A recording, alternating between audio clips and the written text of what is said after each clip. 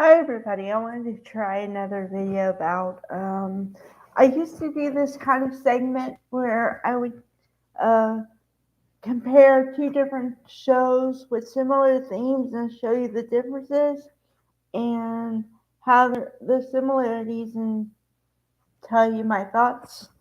So I thought I'd switch it up a bit and do it on two movies with kind of similar themes but a decade apart. All right. So today our contenders are Pretty Woman, made in 1990, and Made in Manhattan, made in 2002. So there's a 12-year span here, but they were made by Disney or Disney-like companies because the theme of the both movies are the woman, successful woman, but lonely woman in search of a man and happens to find a man, and then her whole life turns around. Okay? Um, Pretty Woman starred Julia Roberts and Richard Gere, and Laura San Giacomo as her best friend, and Hector Elizondo as the manager, hotel manager, and a bunch of other people. A bunch of people. Okay? But those are your four main people. Um, alright. And also, as a footnote, um, Richard Gere, Julia Roberts, and Hector Elizondo went on to work together in the next movie they were in, Runaway Bride, and several years later. But that's another movie for another day. Okay. Okay. So the main character names are Edward and Vivian. And I think the character was based on Vivian Lee, and Edward, I guess, just seems like a powerful name. I don't know. Okay. So, Vivian is uh, let's see, how to put this politely, a sex worker, and Edward is a very powerful businessman, but he needs an escort for some social events, and he doesn't want or have time for a girlfriend. And also, he um he had a girlfriend for one scene in the movie, and they broke up because he she said he didn't have enough time for her, didn't devote enough time for her. So we witnessed the breakup in the first scene. So he's now newly single and needing, like I said, an escort for certain events. But so okay. Then he happens to meet, quote unquote, Vivian, and he makes a deal with her to stay with him for a week and like present as his girlfriend for $3,000. Um, so so she says something kind of off the cuff of, "I'm gonna treat you so good, baby, you're never gonna want to let me go." He says, "No, it's 1 week. We have the deal, and that's what it is." Well, in true romantic comedy fashion, they do fall in love, but it is very, very slow. And he gets her to open up, or he gets her to understand the finer things in life a little bit. And she gets him to loosen up and be a little more freer and not so businessman serious all the time. So they're a good match. Um, okay. So where Laura San Giacomo comes in is she's the best friend and another sex worker, Kit DeLuca. And she actually was going to uh, help Richard here, but she let Vivian have him. So in the future scene, she says, "I am so bummed I let you have him." Because Vivian ends up in a nice hotel, you know, and she talks about her how the bathroom is bigger than the blue banana. So, um, yeah. Okay. So, all right. So then we go to 2002 and the movie Made in Manhattan, starring Jennifer Lopez and Rafe Fiennes. The reason I said Ralph is because in America it's pronounced Ralph, but in Germany or whatever it's pronounced Rafe. Sorry, no disrespect here. Okay. So, okay, she plays a maid, hotel maid, Marissa Ventura, and he plays a senator, Christopher Marshall. And he's the serious one, and she's the more free spirit, and he's kind of expected to take over his father's takeover when his father leaves the Senate, senator seat. He's going to be the third generation in that. So he has to go to the boring dinners and everything. And see this. Here's the hitch, though. Um, there's this woman, a real woman named Caroline Lane. Okay, but he doesn't like Caroline. He knows Caroline kind of, and she's more aggressive, obnoxious, and whatever. But he happens to meet Marissa Ventura, but Marissa is not supposed to get involved with the guest or even have relationships or anything like that. Like, no, they have a no fraternization policy. Okay. However, they just happened to meet. She didn't meet him on purpose. What actually happened was it was kind of funny, but she was cleaning the bathroom and he had to go to the bathroom. So they kind of met, although they didn't meet in the bathroom. Um, so of course they didn't introduce themselves because he had to go to the bathroom. Okay. Um, but she lets him believe that she's someone else.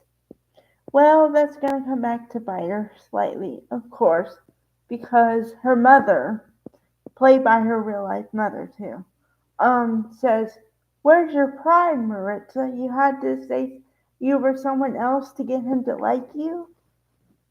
And she's like, "It's not like that." And then her mother, I think it's a cultural thing or maybe a generational thing. Her mother believes that you're supposed to be with some type of man. And you're supposed to be with the same kind of man as your status. So her status is like level 2.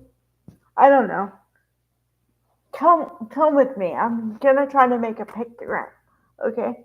She's like level 2 and he's level 6. So 4 levels above her. So in her mother's mind, she's not supposed to even look at him. But she likes him because he's nice and everything else. She doesn't care about the money. She knows who he is because everybody knows who he is because his face is plastered all over magazines and everything, and she doesn't care. She just wants a nice guy. Plus, she has a son, Kai, played by the wonderful Tyler Posey, but they gave him the name of Ty in the movie. So, not that she's looking for a man to help her raise her son, but you know what I mean? Like, it would be nice to have a man with the influence for her young son, right? And plus, her ex is like he's supposed to come get him for vacation and he flakes. And then she has to smooth it over and make it not look so bad. That kind of guy. So they meet, but because of what I said, she lets him believe she's someone else. Well, the someone else really does have a crush on him. So you know how the lines get crossed and everything else. But they end up spending some time together and seeing that they have some things in common. But everyone tells her to break off the relationship. And then also in the midst of all this, she's up for promotion in her job to be like a boss, a manager. And but her boss says if you don't break it off with him, then you can't. You're not up for the position. You're fired. So she ultimately does get fired. Um, but because Caroline Lang, the real Caroline, says she stole her stuff, like clothes, but she didn't. But she makes it look like that, and only because she doesn't like her. And also, her friend, she and her friend are kind of snooty, and her friend says, "Isn't it that Maid?" So yeah, they don't like her. So they're trying to get her fired from her job. So she's ultimately fired, but she does come back, and she gets herself hired at another hotel, and Christopher Marshall just happens to be making a speech at the hotel. But she's like, no, no, no. Her son is like, come on, mom, he's supposed to be at your hotel. She's like, no, no, no. So the kid does something you're not supposed to do, but for the love of his mother, he doesn't go to school and goes to the hotel to be at the speech, raises his hand and says, shouldn't somebody be given a second chance in the whole thing? And, you know, so then he leads him to his mother, And then, of course, they realize that they did like each other, yada, yada, yada. And they introduce themselves. They introduce themselves as themselves and whatever. And then the movie ends a year later. Um, they have like a photo on one of those magazines. I think it's People, but I'm not sure. Where it's 1 year later and still going strong. Something like that. So, happy ending. Okay. The reason I say these things are similar because obviously both women in both movies are lower class than the men, and the story is told that they need the man to help them rise in their life. And also because, like I said, Disney, you get happy endings, but kind of makes me think about like if it would really happen like that in real life. I'd like to believe that yes, it could happen. Anything could happen. However, probably in reality, not so much, because more people than I'd like to admit care about what other people care about. So if your friends tell you, oh, you shouldn't be with her because of yada, yada, yada, they'll listen to that besides their own feelings. So you won't get as many happy endings. Plus, you might get somebody stuck on the you lied to me bit, and then you can't go anywhere after that.